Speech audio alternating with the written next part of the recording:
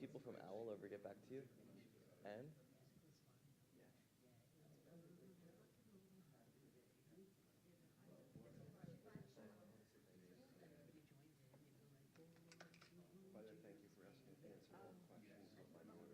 Yeah, of course. And we're good for, he has my part on Sunday, I'll go for one. Right. Okay, Got it. we're cool. No worries. So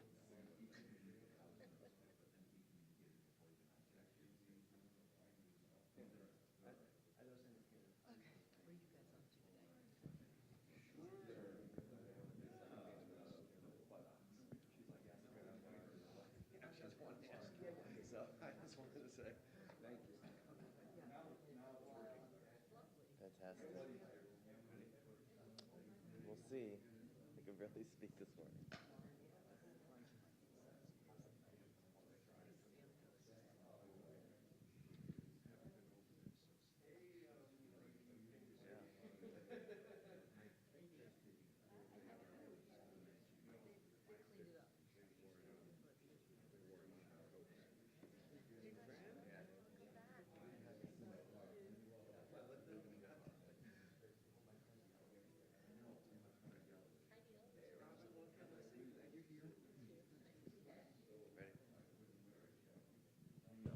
Shabbat Shalom, everybody. Hello. Shabbat Shalom. Shabbat Shalom. Happy Saturday. Shabbat. Saturday. Happy Shabbat. Shabbat is happy Shabbat Zachor. I don't know if you say happy Shabbat Zachor. I don't know if you say Shabbat Zachor, but we'll talk about Shabbat Zachor a little bit. Lovely to have you. Happy that you're here, and we're going to dive. Oh, thank you. Oh, nice. Even though you might not be here, there'll be food for you and only for you. So. Yes. I wish I should just sleep here because then I could just stay. If I got a new couch, I'm still working on that couch, because I have to go and find one. That's the problem.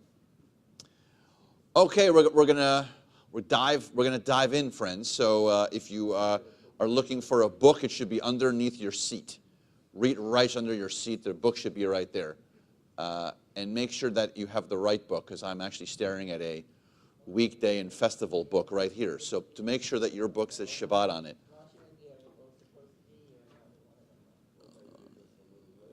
And we're going to do a little matovu is where we're going to start.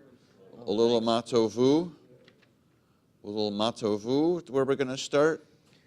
Start a little matovu. I think we'll talk about our tense and Jacob and all that stuff to get us moving this morning. Don't you think? You feel like a little tense and Jacob to get us. Feel a little tense. Moving a little. You feel. Wow, that was good.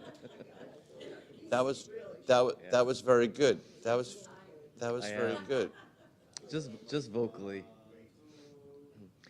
74. Page 74. Oh, sorry. That's not right. I'll tell you what page it's on. Hold on. 172. 172. I was in the wrong Shabbat morning. 172. 172.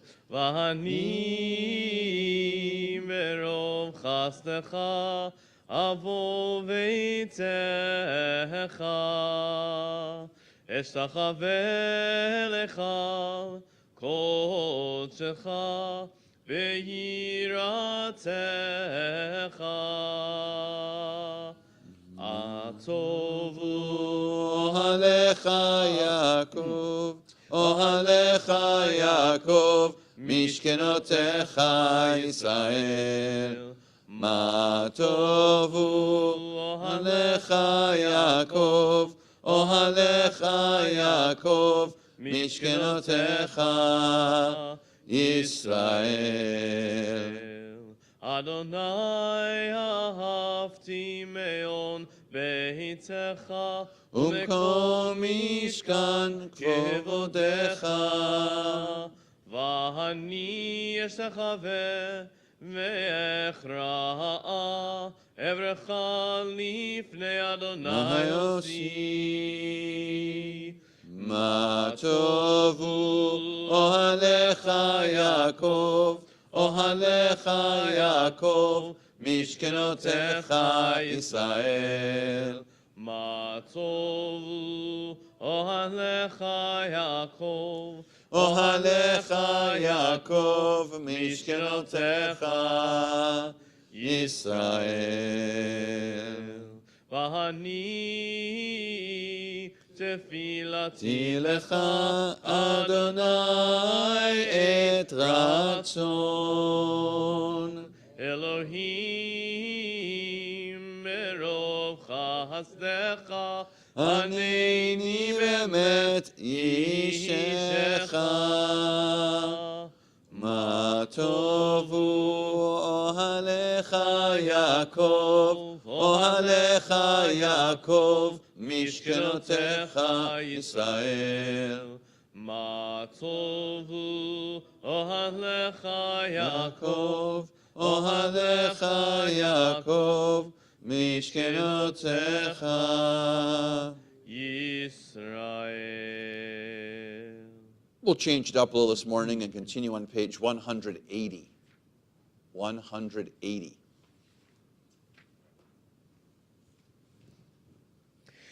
אלו דברים שאין להם שיעור, אלו דברים שאין להם שיעור, אלו דברים שאין להם שיעור, ואלו הן.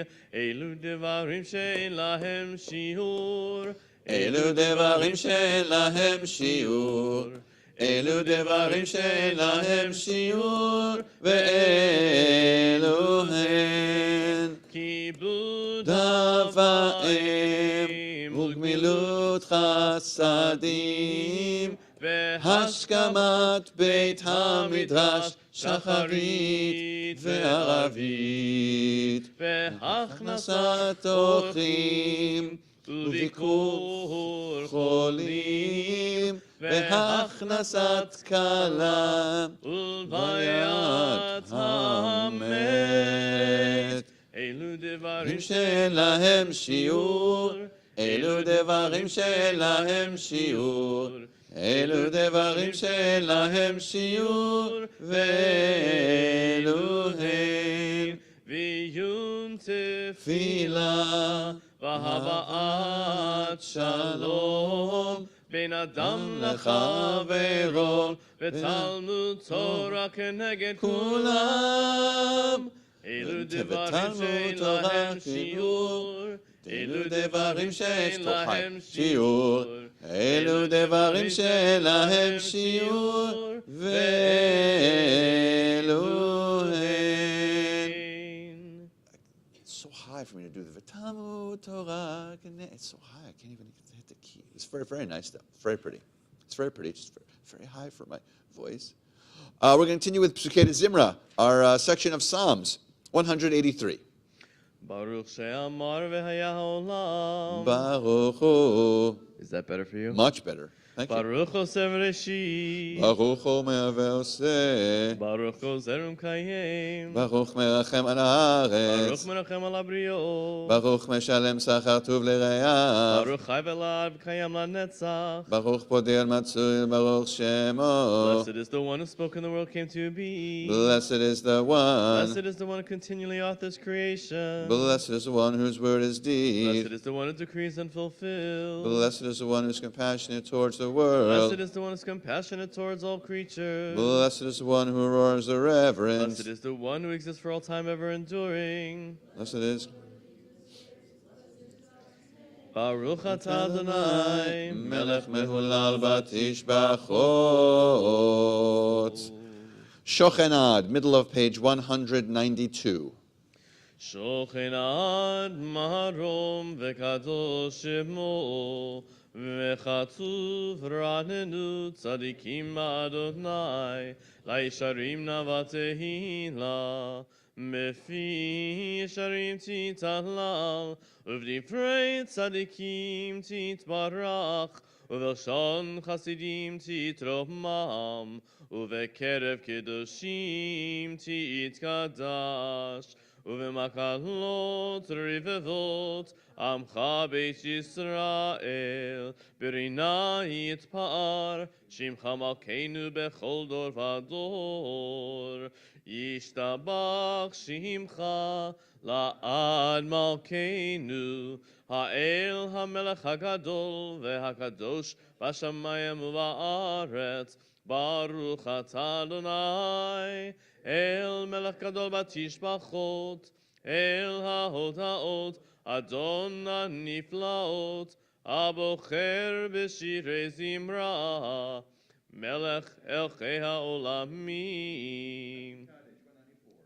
יתגדל ויתקדש שמי רבה, בהולמה דברה חירותי וימליך מלכותי, בחייכון וביומייכון, ובחיי דכל בית ישראל, בעגלה בעגלה, ובזמן קריב, ואמרו אמן. יהי שמי רבה ובורך, לעולם לעולמי המאיה יתברך, יתברך וישתבח, ויתפאר ויתרומם ויתנשא, ויתהדר ויתעלה ויתהלל, שמי דקודש בריחו לעילה, מן כל ברכתה ושירתה, תושבחתה ונחמתה, תמירן ועולמה, ואמרו Amen. Continue with the call to worship with Baruch Hu 195. Together we stand. Baruch Hu et Adonai HaMevorach, Baruch Adonai HaMevorach, Le'olam va'ed. Baruch atah Adonai Eloheinu melech haolam yotzer or v'choshech, oseh shalom uvoreh et hakol. Please be seated. We continue Ahava Rabbah 198. Ahava Rabbah haftanu, Adonai Eloheinu, chemla gedola v'tzera, chamalta leinu, ba'avur avoteinu, ואימותינו שפתחו בך ותלמידיהם חוקי חיים, והאר עינינו בתורתך, ודבק ליבנו במצוותיך, ויחן לבבינו לאהבה וליראה את שמך, ולא נבוש ולא ניכלם ולא ניכשל לעולם ועד, כי בשם קודשך הגדול והנורא בטחנו, נגילה ונשמחה, נגילה ונשמחה בישועתך.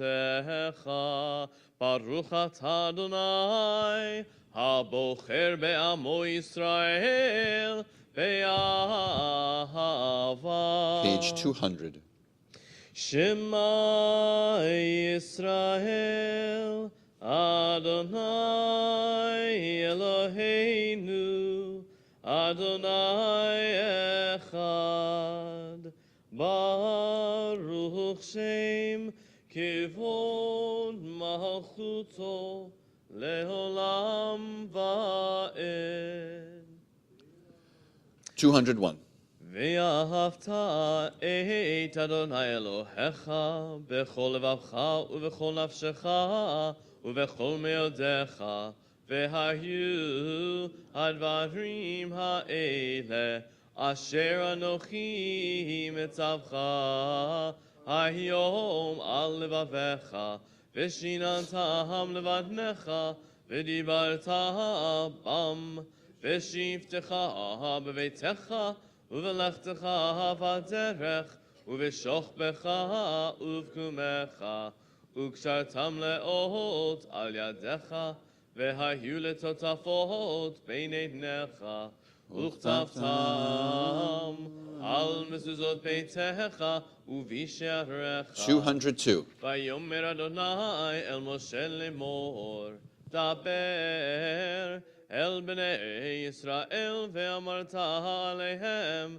ועשו להם ציצית על כנפי בגדיהם לדורותם, ונתנו על ציצית הכנף בטיל תכלת, והיה לכם לציצית, וריתם אותו, וזכרתם את כל מצוות אדוני, ועשיתם אותם, ולא תטורו אחרי לבבכם, ואחרי עיניכם, אשר אתם זונים אחריהם, למען תזכרו, ועשיתם את כל מצוותי, והייתם קדושים לאלוהיכם. אני אדוני אלוהיכם, אשר הוצאתי אתכם מארץ מצרים, להיות לכם לאלוהים. אני אדוני אלוהיכם. Adonai Elohim emet. Micha Mochar, Song of Redemption, 204. מי כמוך באלים אדוני, מי כמוך נהדר בקודש. נורא תהילות עושה פלא, נורא תהילות עושה פלא. שירה חדשה שיבחו גאולים, לשמך על שפת הים. יחד כולם הודו והמליכו ואמרו, אדוני ימלוך לעולם ועד, אדוני ימלוך לעולם ועד. צור ישראל, קומה בעזרת ישראל, ופתי קרמך, יהודה וישראל. גואלנו, אדוני צבאות שמו, קדוש ישראל. ברוך אתה אדוני, גאל ישראל. Amidah 205. Adonai, sifatai tiftachu fi yagi tehilatecha. Adonai, open up my lips, that my mouth may declare your praise. Baruch atah Adonai, Eloheinu, Elohei Avotenu v'Imotenu, Elohei Abraham, Elohei Yitzchak, Elohei Yaakov, Elohei Sarah, Elohei Rivka, Elohei Rachel, Elohei Leah, Ha'el Hagadol, Ha'hibor, V'Hanora, El Elyon, Gomel Chasadim Tovim, V'Koneh HaKol, V'Zocher Chasdei Avot, V'Imahot, U'mevii Geulah Livnei V'neihem, למען שמו באהבה. זרעו מושיע ומגן, ברוך אתה אדוני, מגן אברהם ועזרת שרה. אתה גיבור לעולם אדוני, מחיי הכל אתה רב להושיע. משיב הרוח ומוריד הגשם, מכלכל חיים בחסד. מחיי הכל ברחמים רבים, סומך נופלים ורופא חולים, ומתיר אסורים, ומקיים אמונתו לשני עפר.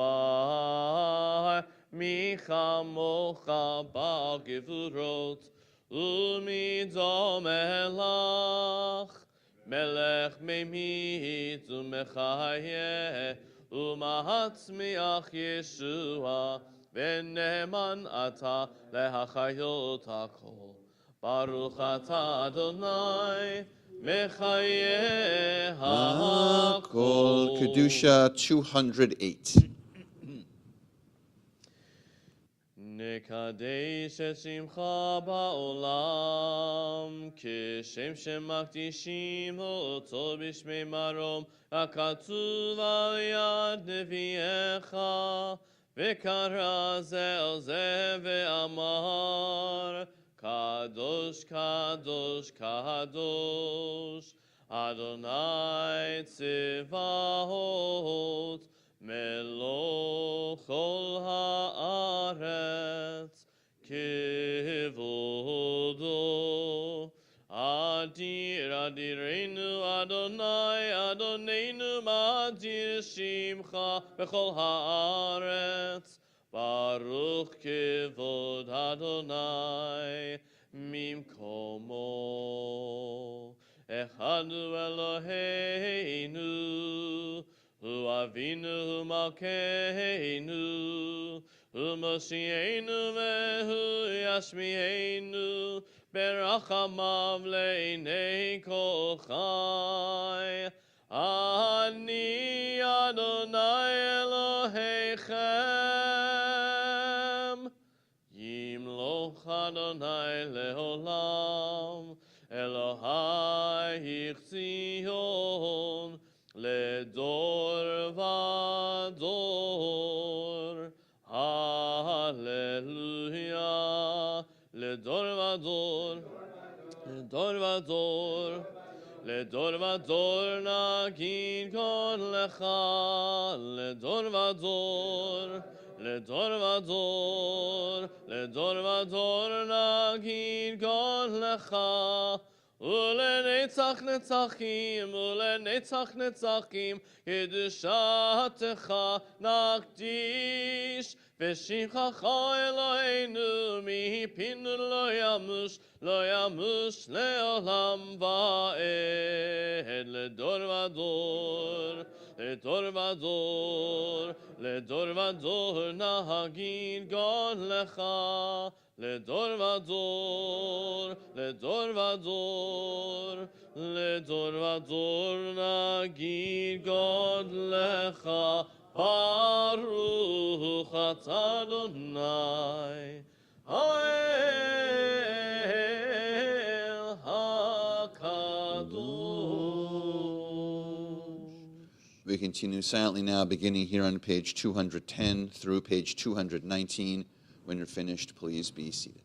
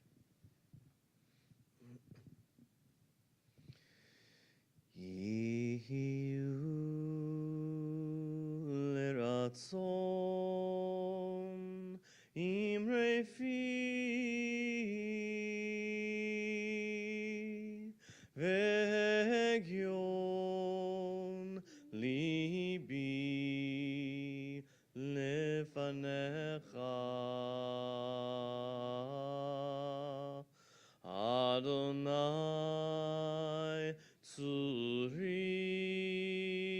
vegoali.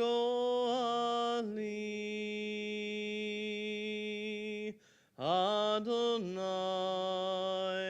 tzuri vegoali.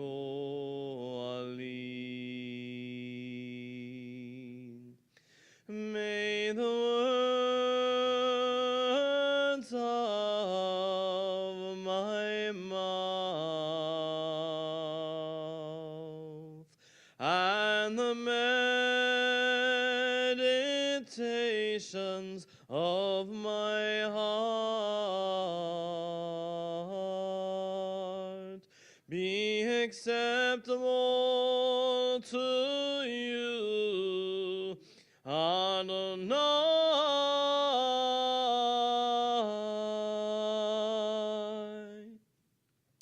my rock and my redeemer. Yiyu leratzon imre fi vegion libi lefanecha. Adonai tzuri vegoali.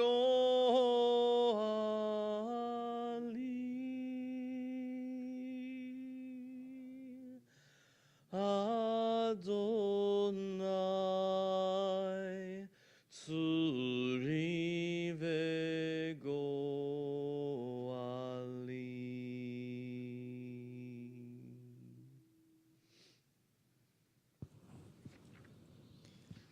We continue with Seder Kriyat Torah, the service for reading the Torah on this Shabbat morning, 244. Ein kamocha va'elohim Adonai ve'kemaasecha malchutecha malchut kol olamim umemshaltecha bechol dor v'ador. Adonai melech, Adonai malach, Adonai himloch le'olam va'ed. Adonai oz le'amo yitein. Adonai yivarech et amo v'shalom.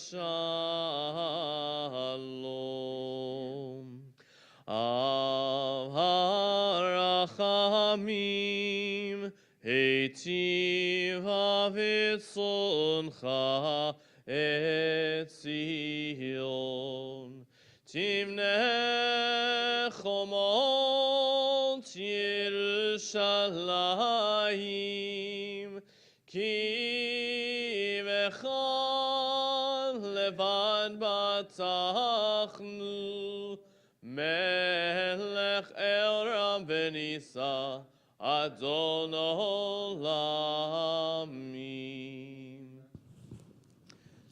We continue on page 246. Ki mitzion teitzei Torah, ki mitzion teitzei Torah, udevar Adonai mirushalayim, Baruch shenatan Torah, Torah, Baruch shenatan Torah, Torah, le'amo Yisrael, v'hidushato. Shema Yisrael, Adonai Eloheinu, Adonai Echad, Echad Eloheinu, Gadol Adonenu, Kadosh Shemo, Gadlu Ladonai Hiti, Uneromema Shemo Yachtav.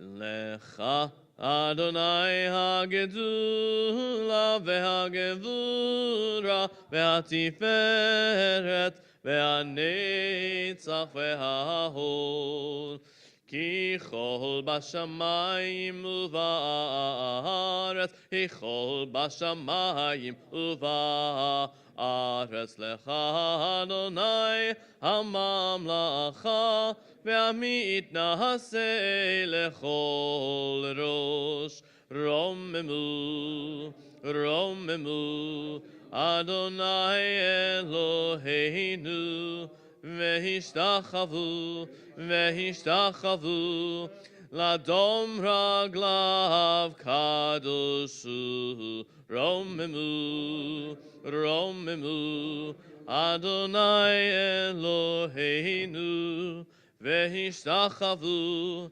vehishtachavu, lehar kodsho, ki kadosh Adonai Eloheinu.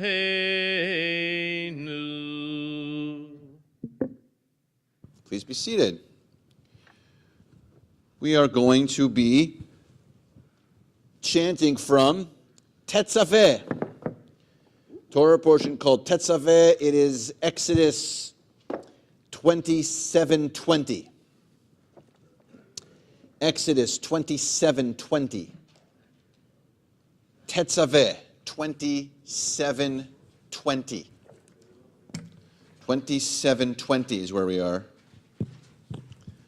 27:20.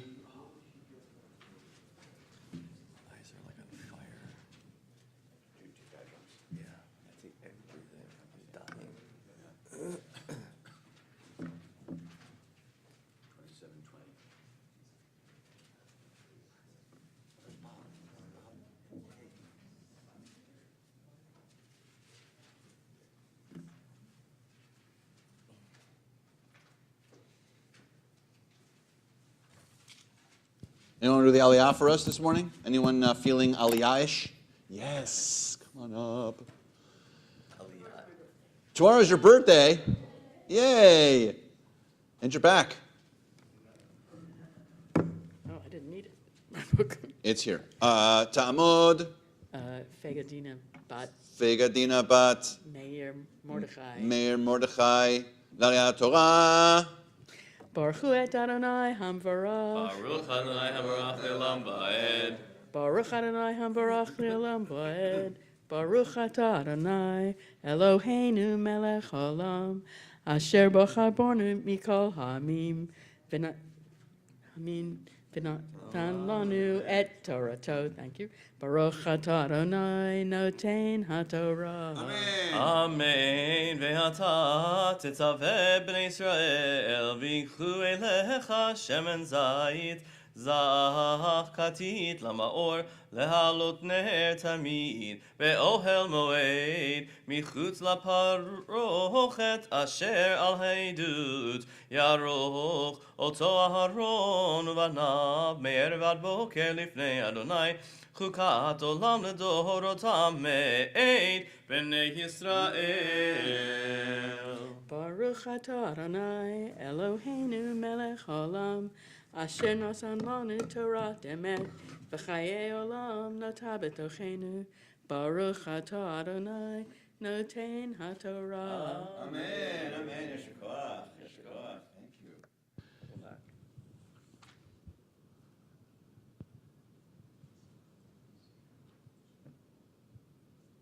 We're going to raise and dress the Torah, so we're on page 252. 252. Who wants to raise and dress? Who from the raising dressing crew? Anyone want to raise or dress? Anyone? Anyone want to raise or dress? Raise or dress crew? All right. Great. 252. Together we stand, please. 252.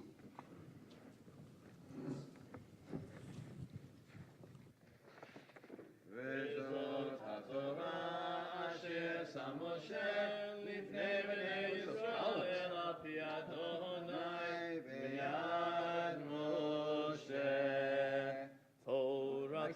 Torah, Torah, Torah, Torah, Torah, tziva lanu Moshe.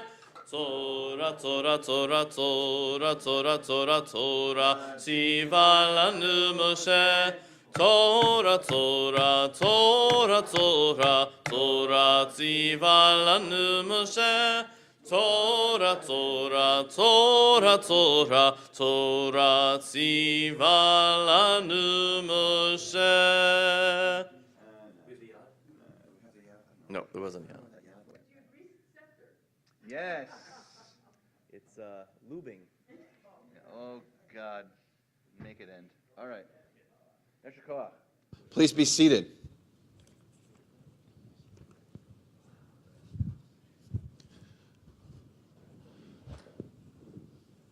All right.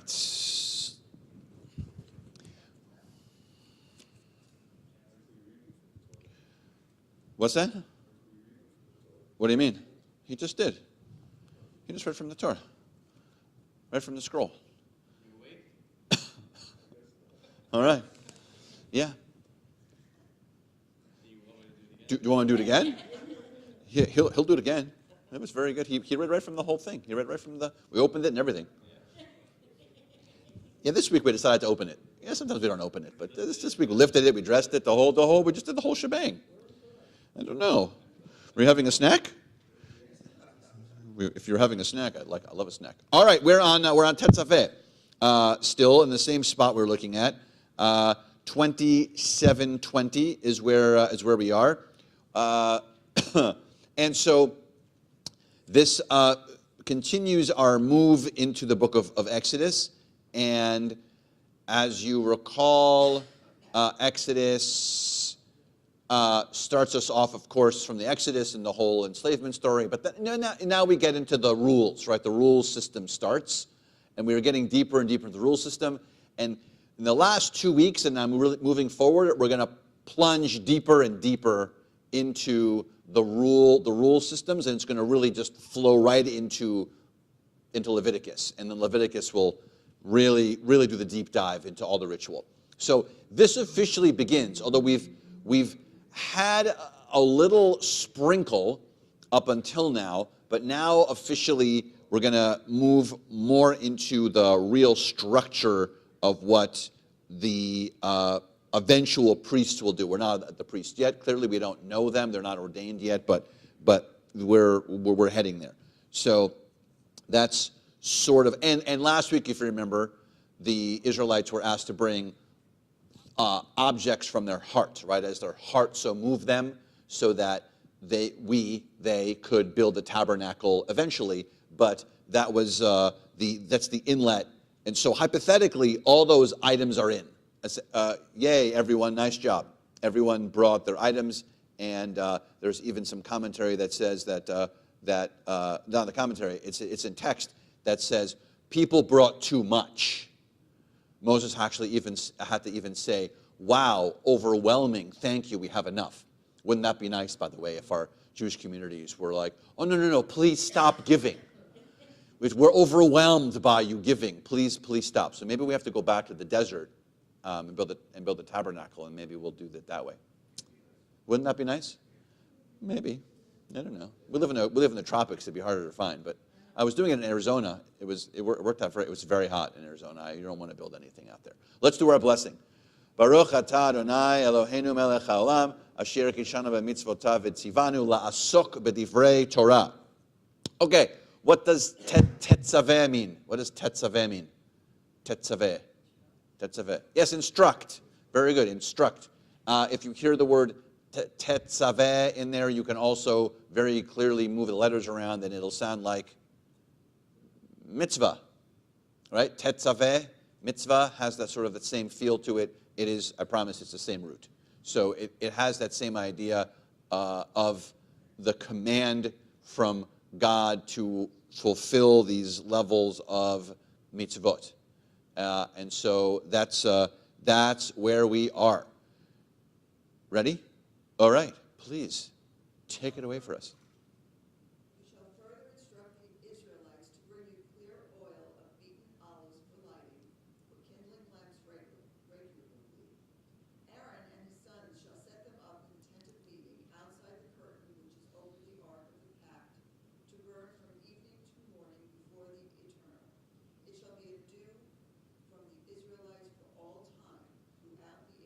Okay, thank you. So what do we have so far? What do we have in these few verses? What do we have so far that we heard? Yes, so we've heard the term Ner Tamid, right? This is the official occurrence of it, and it literally says Ner Tamid at the end of 20, right? Those are the last two words of 20. If you look at the Hebrew, you'll see it.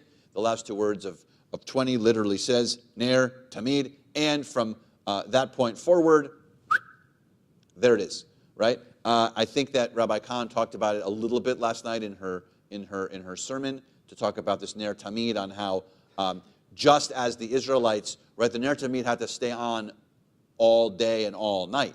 So you have to think that you have to feed that flame, right? It doesn't just stay. And so there must have been shifts of people must have been a very hard task actually, right? To make sure that it was a very thoughtful process. For someone had to have a team or a committee or a group, right, that was in charge of keeping it, right?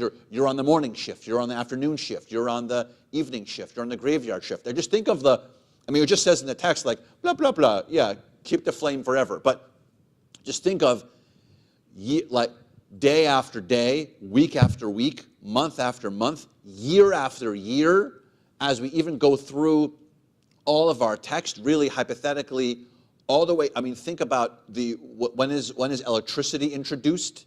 Just think, really, from this point up until then, there had to be a group of people who were maintaining this flame all the way through, particularly through the first temple time, second time. Just think of the time period. So we don't just scoot through the text and be like, oh, yay, an eternal flame. But just think of if your job was to keep it lit for that long, for year after year after year, and now we have electricity, so we just keep that switch on until the bulb burns out, and then usually in my experience, it is either a preschool student or a young religious school student that notices. Adults never notice it, and someone's like, "Hey, is that light out?" And you're like, "Oh yeah, we should call maintenance." So that's just usually how it happens at every synagogue, because that light is just on until I use the bulb, and the bulb just doesn't work anymore. But so just think of how difficult that was, and how much oil that had to also take for them to burn it. So just think of the level of energy and work. So why is that there? Well, why do all that? Why do all this work and all that olives and all that? And right, it says what kind of olives does they have to be? The beaten olives, right? It has to be clear oil. So it has to be this very pure, very purified oil. Yeah, exactly. That's the level of the oil, is that you have to have this the most clear, the most pure. What's the point? Why do all this work? Why do we have to have this? Symbolizes God. The presence, exactly. For a people, by the way, who are still kind of in that slave mentality, to have that idea that, oh, every time I get lost in the system, I can realize, oh, that light is still on, oh, day after day, night after night, over and over again. Okay. They probably used an egg beater. That's probably what they had. Yeah, they had omelets, and then whatever was left over they used for the thing. That's probably what happened. I like a good omelet. You like a good omelet? Excellent. Good. What do you put in your omelet?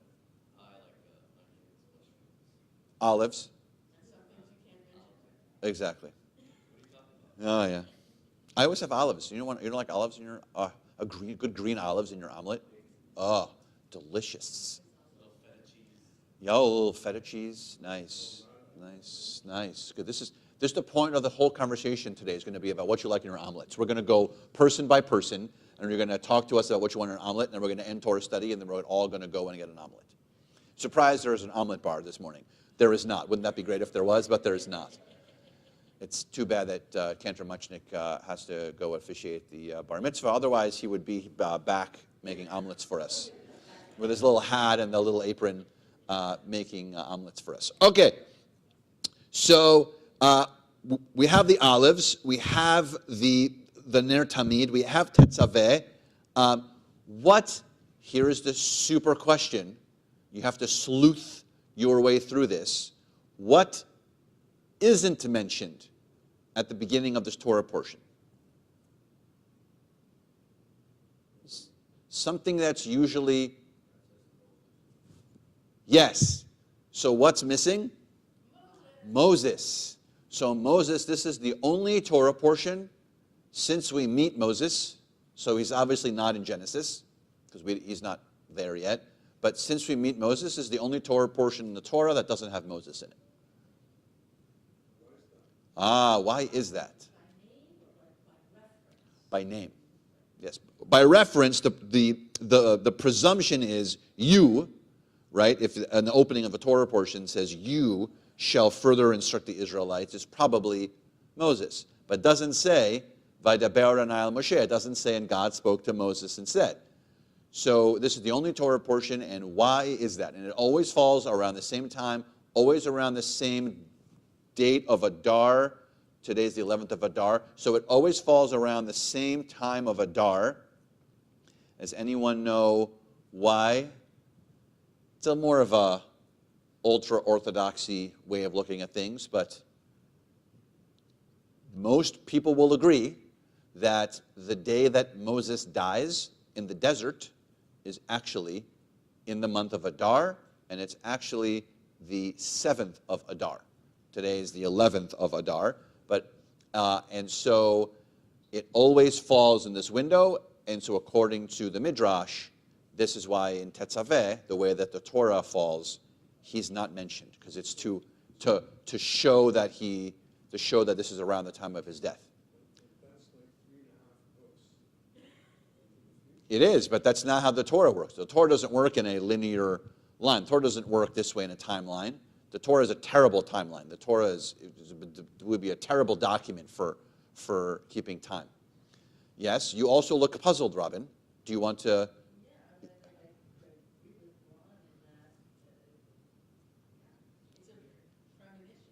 It's a premonition. Yeah, it's a premonition. But that's why his name isn't mentioned in the text. I don't write the stuff. Yeah.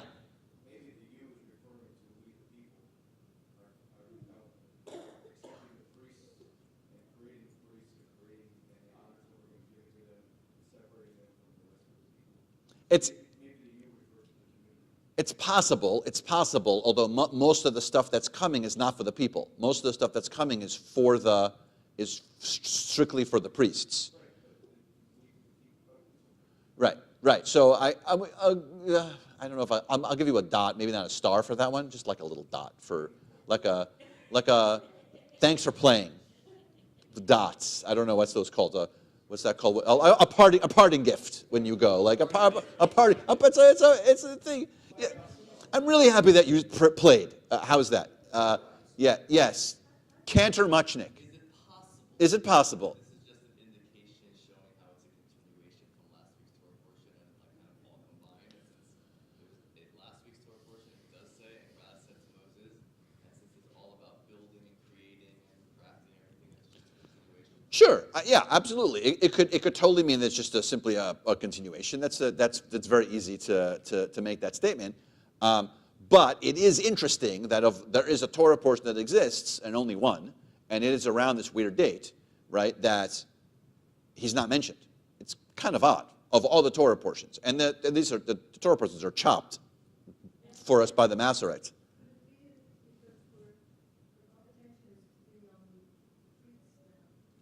Oh, so that's another commentary. Yes, well done. So some commentary says you should remove Moses from this because everything's about Moses, but Moses doesn't get to be the high priest. Who gets to be the high priest? Aaron does. Right. So maybe his name isn't there. Also, some people say, from humility, to sort of say, I shouldn't even be mentioned in this space because this is really focused on my brother and his children, and I'm going to just take a step back and not be even mentioned in here, that it's almost as if there's a humility for him that's there. Robin doesn't buy that, by her face. So I'm just doing, so I don't think that, There's a great class that I took when I got my education degree. It's called confluent education. Have you heard of it? It's a really cool concept that It's the idea, and you know this, that really good teachers, you know how sometimes the teacher is calling out people's names and you don't know the answer, and you don't raise your hand, but they know to call on you. There's like a thing. Teachers just know things. They just feel the room and they look at a student. That's called confluent education. You just kind of, it's the unteachable teaching a teacher. For those people who are teachers for a long time, you smell the room. Like you just know exactly what's going on. That's confluent education. So what I'm saying is that I was in my confluent education and I learned she was not hiding her face a lot very well just now, and her face was just like, this is terrible. I don't like this. I'll also take that. That's fair. But also, in my great confluent education, which was unnecessary at that moment, you were just like, no, this is terrible. I don't like this. All right, I don't make it up. These commentaries. When I make up a commentary, by the way, and you don't like it, then I'll tell you that it was my idea. But this wasn't my idea. So it was Muchnick's idea. So, yes. Yeah, it was his theories. You don't like it, bring it up with him. Yes. All right, let's keep going. So we have the command of Tetzaveh. We have the purity of the olives. We have the lighting of the Ner Tamid. We have this absence of Moses. Take it or don't or not. I'm okay with it. Now we're on 28, chapter 28, verse 1. You shall bring forward your brother Aaron with his sons from among the Israelites to serve me as priests. Aaron, Nadab, and Abihu, Eleazar, and Ithamar, the sons of Aaron. Make sacred vestments for your brother Aaron for dignity and adornment. Next, you shall instruct all who are skillful, whom I have endowed with the gift of skill, to make Aaron's vestments for consecrating him to serve me as priest. These are the vestments they are to make: a breastpiece, an ephod, a robe, a fringed tunic, a headdress, and a sash. They shall make those sacred vestments for your brother Aaron and his sons for priestly service to me. They, therefore, shall receive the gold, the blue, purple, and crimson yarns, and fine linen. Okay, thanks. Yes. Yes.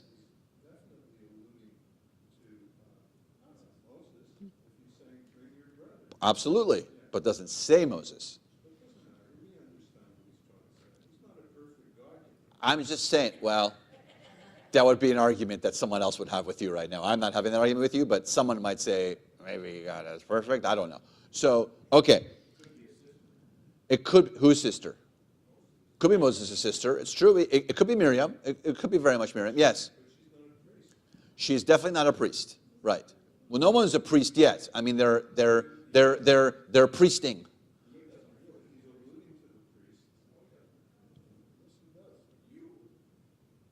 It doesn't say his name. The point is that it doesn't say Moses in this Torah portion.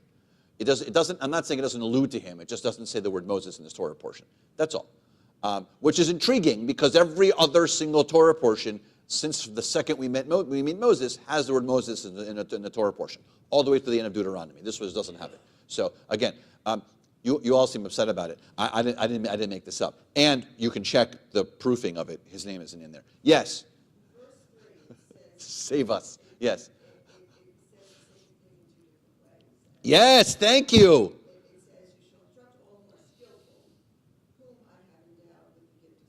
Yes, thank you. Very good, Rashi. Nice. So why is that? Why is that twice? Exactly. That is that you're definitely wearing your sleuthing Torah text hat. Why does it say twice? It's the Torah. Once I say it once to you, isn't that enough? Yes.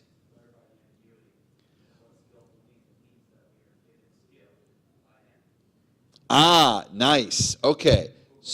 Next you shall, it's very good though. It's a very good interpretation, right? That next you shall instruct all who are skillful. So yes, you're skilled, but where does that skill come from? You're saying. Again, God is speaking, right? So who does that come from? Comes from me, God says. Like you're welcome, right? Your skill comes from. Do you think you have your own skill? Ha ha ha. God says, right? So yes. Which part? Why? A, okay. B, maybe it's a reminder for us and less about God.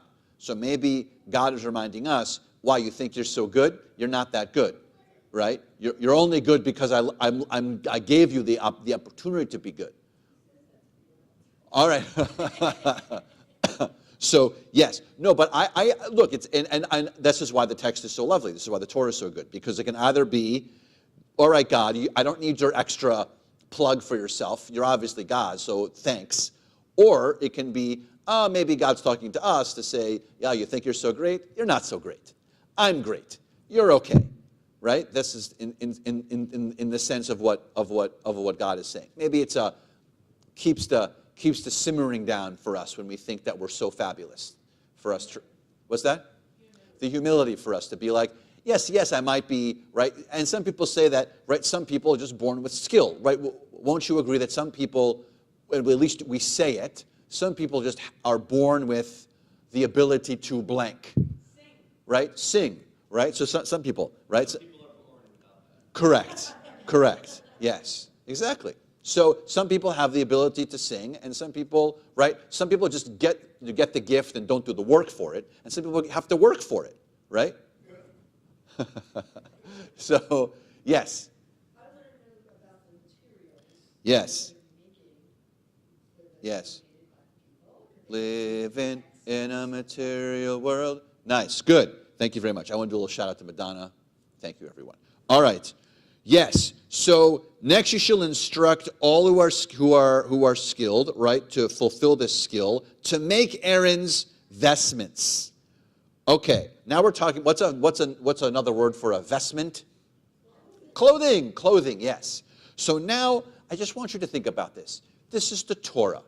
This is the same Torah that made the 7 days of creation, the same Torah that talks about Abraham and all these beautiful transitional moments of our ancestors. And now the ink of the Torah is going to go in to tell us the outfit that he's wearing. So why do you think the Torah is, quote, using up ink to talk to us about what he's wearing, what the clothes are? Well, we have that with Joseph.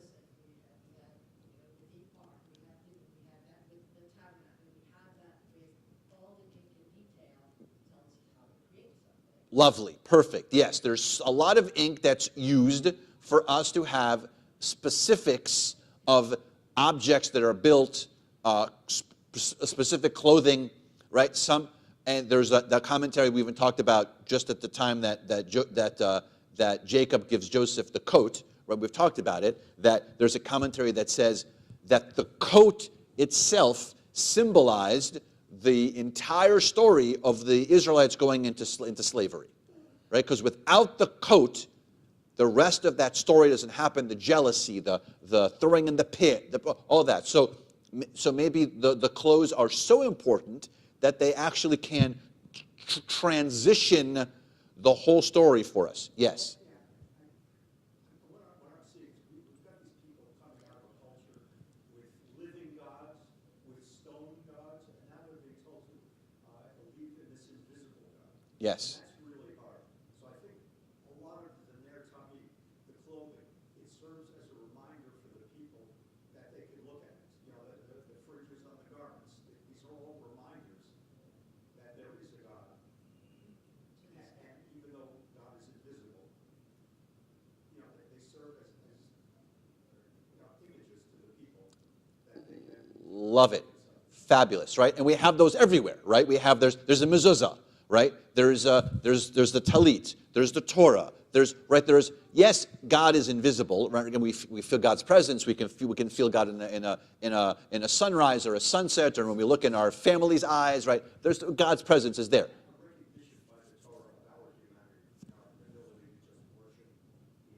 Nice, very, very nice. Lots of hands about that. All right, yeah, that was a gold star for him. Sorry, you had then he got the gold star. Yes. I totally agree. We even have a modern expression, clothes make the man.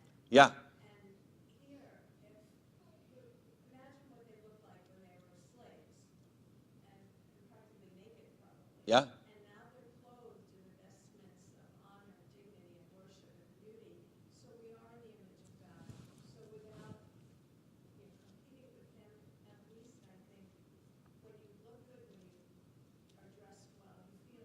Mm-hmm.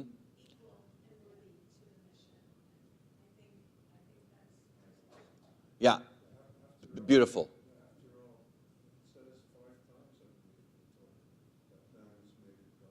Yeah, for sure. Yeah, yeah.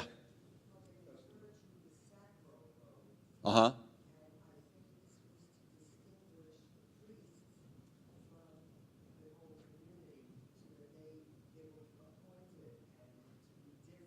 Nice. Nice. All right, so not only are there going to be clothes that are beautiful, that are going to differentiate from slaves, not only the clothes that are there that point out God's presence. Not only that, right? All of these are right, but they're going to be distinct and special and only for one person. That's going to show everyone else that even though there might be other vestments or might be other clothes that people are wearing, this is the only set of clothes that only one guy gets to wear, and only one guy gets to wear, and that's it.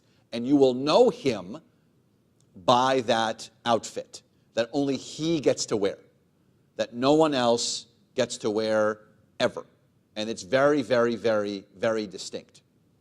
Right? Yes. I mean, there are examples of this. I mean, we can't think of one thing, but certain people are dressed in certain ways that make us know that they are distinct from us, right? Like if an astronaut walked in here, they're dressed differently than everyone else is because they're wearing a different sort of garb. So, yes, excellent point. Yes. Yeah, exactly.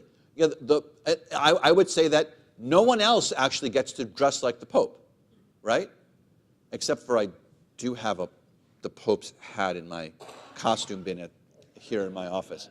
I know, I have it. It's really awesome. I'll wear it one day. It's fabulous. Even has the things that come down. It's incredible. Anyway, yes. So yes, but I actually, it's a perfect example. I don't think anyone else wears that other than him on the planet, right? There's no one else on the planet that wears it except for him. So that's a perfect example, right? There's no one else. There are bishops and there are cardinals and they all have different, similar, but no one wears what he gets to wear. Yes.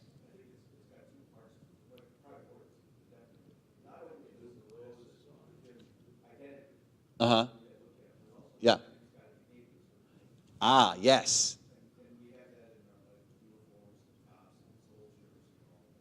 Excellent. That's very, very nice. That's right. It also is a reminder for him.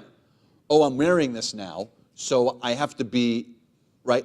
Even if he isn't at every other time in his life, when he puts that on, that was a very nice connection. Now you're getting back into the star system. So is this idea that right, in uniform you're not allowed to do certain things, but when you're not in uniform you're allowed to do certain things, right? I remember my colleague came to visit here who's in the Navy, right? And I'm fascinated by what she has to wear in certain times in certain places, and because the military tells her you're only allowed to wear these certain things at different times. You're not allowed to wear, and it varies by place. If Alice, she actually had to check because she lives in North Carolina. When she came to Florida, she had to check with what she was allowed to wear in Florida, which is different through the military and what you're allowed to wear in different states, because every state has a nuance for it also in certain colors because of the seasons. Because Florida only has one season, so in Florida apparently she had whites. It's all whites, right? In other parts of the country there are khakis, there are other blues, right? But you don't wear them in Florida. It's just the stuff that I'm fascinated by this stuff when I ask her. So, by the way, as a side note, she got this gigantic promotion, and the Navy has asked her to be the representative for the United States Navy Chaplaincy Corps with the Royal Navy in England. She's the sole representative from the United States Chaplaincy Corps. They asked her to do it, so she's really so in June she's gonna. So she doesn't know actually, because she has to find out if they're going to allow her to to be part of the Royal Navy, or to maintain the U.S. colors that she's going to have there as like the rep for the U.S. Navy chaplaincy course. So cool. Anyway, she just got this really good promotion. I'm so proud of her. Yes? So this is a story, and I apologize for it. Is it bringing up because of England for you? No. All right, okay, sorry. All right, that's fine. My dad grew up Orthodox, and he tells a story of being on the beach, Uh-huh. seeing this guy who had a yarmulke on, Uh-huh. who was necking with a girl, Uh-huh. maybe more, but I don't think. Yeah. And he was absolutely disgusted because the guy was wearing a yarmulke Uh-huh. and doing something that he felt was okay. Yeah. Yeah, I mean, right. It's interesting only because I think that if you go to Israel, it's probably happening all the time because I mean because it's part of the culture. Maybe outside of seeing the norm of because everywhere you turn in Israel, someone's in a kippah, right? Some people are not, but more likely than not, you're going to see eating in the restaurants. I mean, everywhere you turn your head, there's going to be someone in a yarmulke. Some of them are carrying guns. Some of them are doing this. It's fascinating. So probably just because it's a little bit, it was uncomfortable and weird in that spot. But yeah, I would say sure. Also, I don't know what role that person with the yarmulke had. So it also might have been uncomfortable. So all right, let's go to the vestments. So here they are. These are the vestments in verse 4. Here it says, so first, a breastpiece. So that makes sense. It was a rectangular piece that sat literally on his chest. The ephod was the material that sort of went under it to keep it together. A robe, don't need much explanation for that, so we got that. A fringed tunic. Does yours say fringed tunic? Yes. All right. Oh, I didn't hand out the other. I didn't hand the books today. Sorry. Yes, a fringed tunic. Yeah, there are some other explanations for it, but let's go with fringed. And how would you say? What's the difference between a tunic and a robe? Would you say? Yes, right. So yeah, it's more smock-like than it is robe-like. Yes. The Orthodox modern Orthodox now wear the sleeveless shirt underneath their clothes. Is this where it comes from? Probably, yes. That's called a talit katan. Yeah, that's what they're wearing underneath their clothes. Probably, yes. All right. Then, so there's the fringed tunic. There's a headdress. That's pretty clear. Some kind of a thing on his head, right? And a sash, just for fashion. You know, have a little sash. You know, everyone wants a little sash. What's that? Yes, the sash keeps the robe together. Nice. All right, good. And they shall wear these sacred vestments. These are the vestments for your brother Aaron and his sons. So they all get these special outfit. And then it goes on to say that they use these certain materials, that they use the gold and the purple and the blue and the crimson yarns and the linen, right? Where are all those from, by the way? The people, where did it come from, though? From their heart, from last week. Excellent. So from last week, we have the materials from last week that they can use. Excellent. Okay. And then it goes on to say a whole bunch of different things about stones. So let's just read the stones here, the stones section just a little bit here. We're on verse 6. They shall make the ephod of gold, of blue, purple, and crimson yarns, and of fine twisted linen, worked into designs. It shall have 2 shoulder pieces attached. They shall be attached at its 2 ends, and the decorated band that is upon it shall be made like of one piece with it, of gold, of blue, purple, and crimson yarns, and of fine twisted linen. Then take 2 lazuli stones and engrave on them the names of the sons of Israel, 6 of their names on the one stone, and the names of the remaining 6 on the other stone in the order of their birth.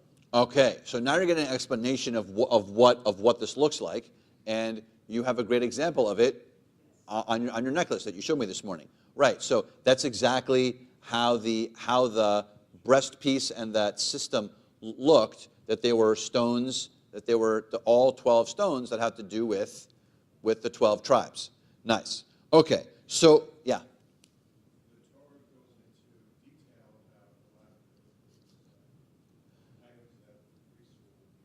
Yes.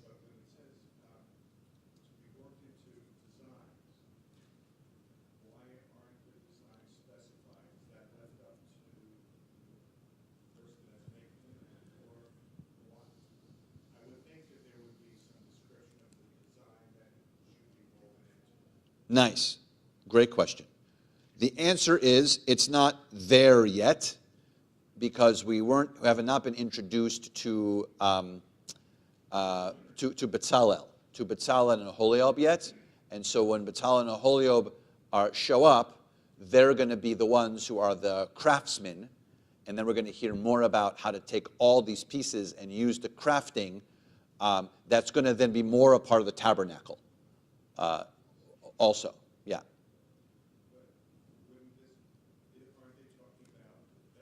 They are. They're talking about the outfit. They're not talking about the, yeah. It's going to go on, right? Because it talks about the span here. If you look at starting on verse 15, it starts to talk about the span in length and in width set at the mount stones in 4 rows of the stones. It says which stones. And it goes, you'll see it goes in which order.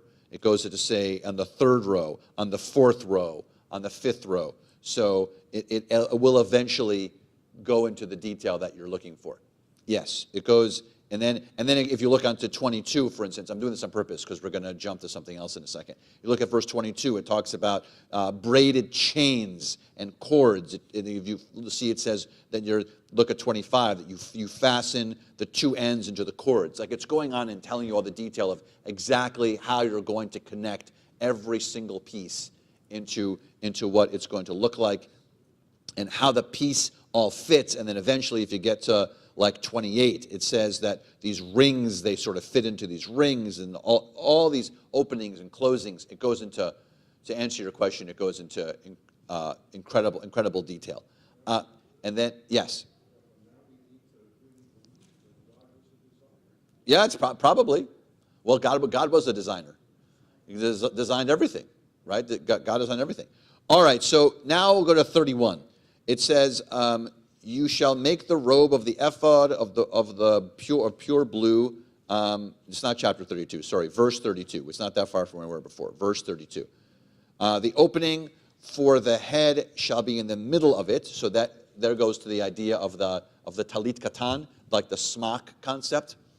And the opening shall have a binding of woven work around it.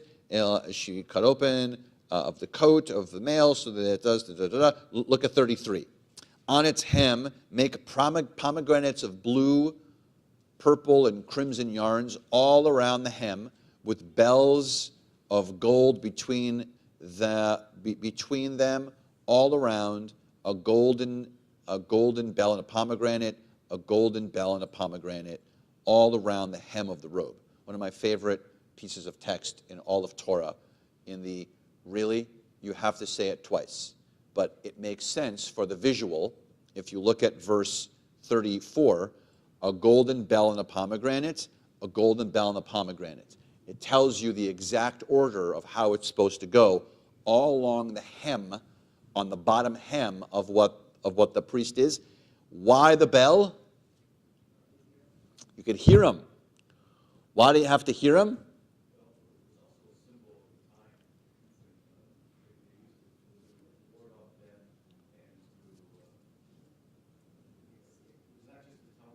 You're to ward off evil, you're saying. So it's sort of like that he's coming through. Nice, yeah. Exactly, right? No one was, eventually we'll find out, no one's allowed to go into the area ever, no matter what. So if you could hear him moving about, though, you knew he was alive. Because even if, God forbid, he died in there, no one was allowed to go in there. So yeah, you had to be able to hear him. So if you hear him, if you heard him every few minutes, then you were like, oh, okay, he is alive, he's fine. So, okay. The last thing I just want to share with you is, if you jump to chapter 29, just for a moment, chapter 29, not verse 29, chapter 29. You want to read a little, just for a little bit for us, yeah. This is what you shall do to them in consecrating them to serve me as priests. Take a young bull of the herd and 2 rams without blemish, also unleavened bread, unleavened cakes with oil mixed in, and unleavened wafers spread with oil. Make these of choice wheat flour. Place these in one basket and present them in the basket along with the bull and the 2 rams. Lead Aaron and his sons up to the entrance of the tent of meeting and wash them with water. Take vestments and clothe Aaron with the tunic, the robe of the ephod, and the breastpiece, and girdle with the decorated band of the ephod. Put the headdress on his head, and place the holy diadem upon the headdress. Take the anointing oil and pour it on his head and anoint him. Then bring his sons forward, clothe them with tunics, and twine turbans upon them. And gird both Aaron and his sons with sashes, and so they shall have priesthood as their right for all time. Okay, there's it all putting it together. So all the stuff, they wrap them up, they put the uniform on, and everything is ready. And this is the beginning of the conversation of what the ordination will look like for them, meaning how they're literally going to become priests through the system. And if we had more time, it goes on. If you look at around 10 where we stopped, it goes on to say the word ordained and how it goes and the whole system. So it's the beginning of this process. But I just wanted you to see the level that's put into the intricacy of the outfit, the intricacy of what he's supposed to wear, the intricacy that separates him. Yes. It sounds very like Christian anointing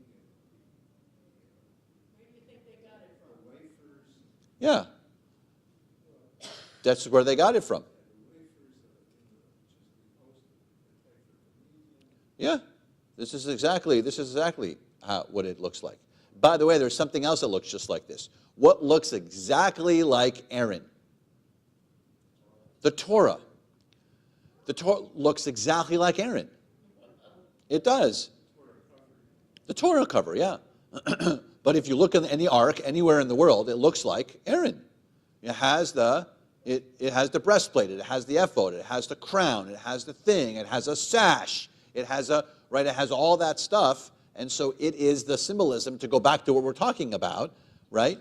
Dr. Bob, I think that was you who mentioned it, right? That we need and still utilize the presence of God through physical things, even though they're not gods to us.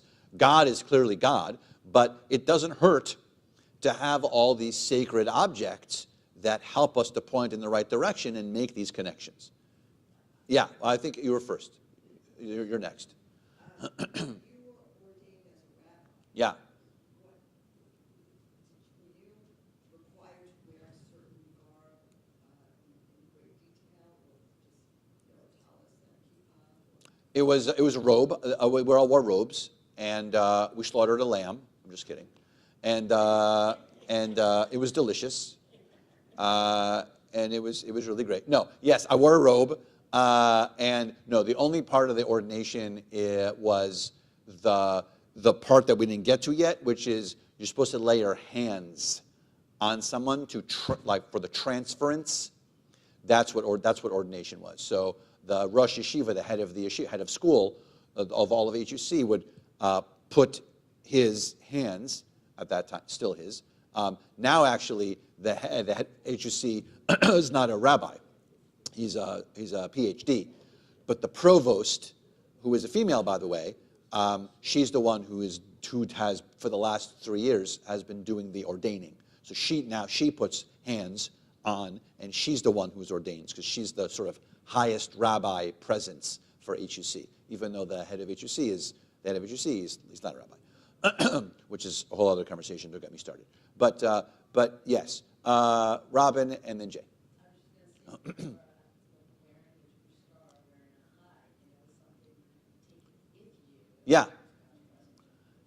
Exactly, exactly, right? There are all kinds of things that allow us to have God's presence through various pieces of Judaica that we like to wear. People have the little red strings, right? All this stuff that just helps us to connect to the idea, even though God is invisible, right? God's presence is within us and amongst us, and all of those beautiful concepts we talked about last week, we still have these reminders.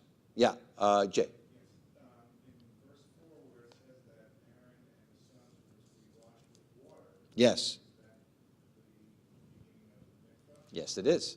That's the beginning. It's the beginning. This is the beginning also of leading into Leviticus. Leviticus will start to be very clear about clean and unclean situations, right? So we're going to be talking all about, in Leviticus, water and blood, right? Those are the two things we talk about all the time, is because blood can be both. Blood can be cleansing and the opposite. And there's also water that can also kind of do both also, and that those are the cleansing process. So it's the beginning of mikvah, to wash yourself, and not wash yourself for cleanliness, wash yourself ritually, right? So that's the beginning of mikvah. It's the beginning of the concepts of, you see people wash their hands ritually. We do it for sure on Passover. We do it. We wash our hands ritually. If you go to a kosher restaurant, there's always if you go to a kosher restaurant, it's guaranteed there's going to be it's called a natla. It's the special cup that's used for you to ritually wash your hands. Hopefully everyone's also washing their hands with soap. But you can also do, God willing, we need God's presence there too. It should say like, God wants you to also wash your hands with soap. But that's a whole other thing. Yes? Correct. You also have that in and or out, and if you leave the cemetery. So if you leave a Jewish cemetery, there should have for you a natla, a way for you to ritually wash your hands, which 50-50 happens when you go to a Jewish cemetery if they remember to put it out. So each time I'm like, did you have to remind them? Can you put it out, please? So yes. So all of this ritual is going to develop. So it seems mundane, and seems the socket goes into this socket, and but it's the building blocks that are going to allow us to get to the spot that we're looking to be in, because this is the ritual system. Dr. Bob.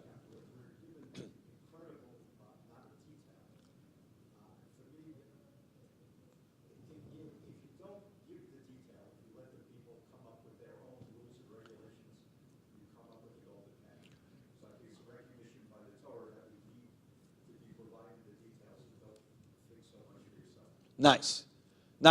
Which is the great irony, by the way, because what happens next week? The golden calf.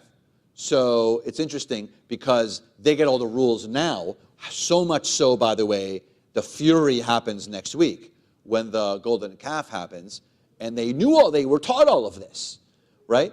So how do you allow this to happen if you know all of this information? And this is what's going to happen to us next week. So yes. How does what? Oh, it's the same idea with water, right? That's why there is a mikvah. So that's why there are.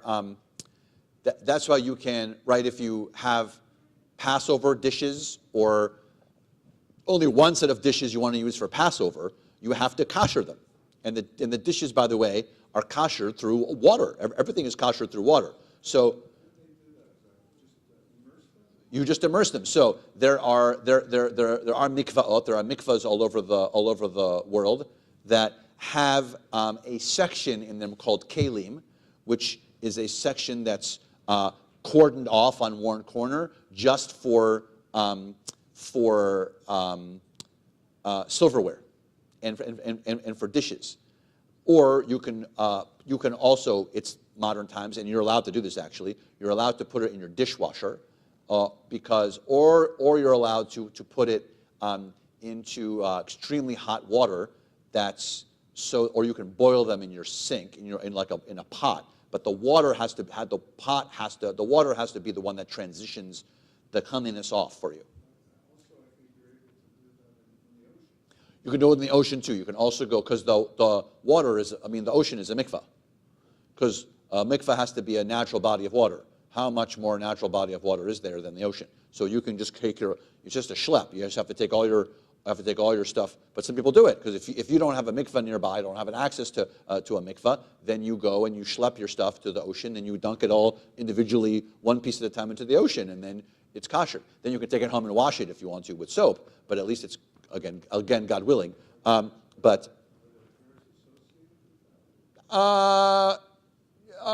you just use the term, the cleansing term for, but the cleansing term for all these items are to raise them up. It's like the blessing for your hands when you wash your hands is not for your hands, like, because you do it's al netilat yadayim means to raise up your hands, not to actually wash your hands. There's no washing hands. There's only there are also blessings just to be clean in general for your body, but not in that way.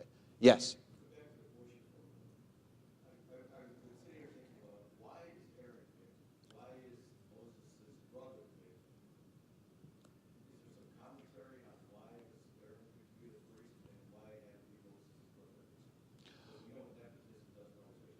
Right. No, but it was set, I just think it was set that way that that Moses would be the leader, and that Aaron would be the one who is going to be the one who develops the priesthood from him. By the way, your question is great, because someone's going to ask that question in like a month from now. Who's going to be that person? Korach. Korach asks the same question that you're about to ask. Like, why do you get to do this? No, but it's similar though. But I'm saying that. But it's a good question though. What's that? No. Yeah. But I'm saying it in the same concept. Like, why do they get to be picked? Right? It's because God chooses Moses, and that's it, and that's why. And I think, by the way, it's a good separation, because Moses is the sort of leader, and Aaron is sort of the spiritual side. So they have that's nice balance. And if you also like to throw Miriam into it, Miriam was the one that provided the water for everyone. So she was the life spirit. So between the three of them, he was the leader. Moses was the leader. Aaron was the religious section, if you will, and Miriam was the one that provided water for everyone. So between those three siblings, they're the ones who sustained the Israelites all the way through. So.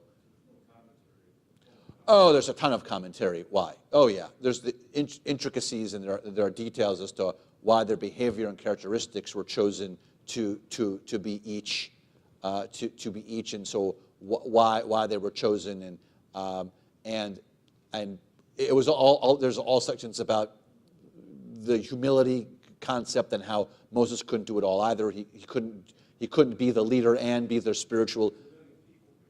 Right. It's 1 million people. Yeah, that's him. Yeah.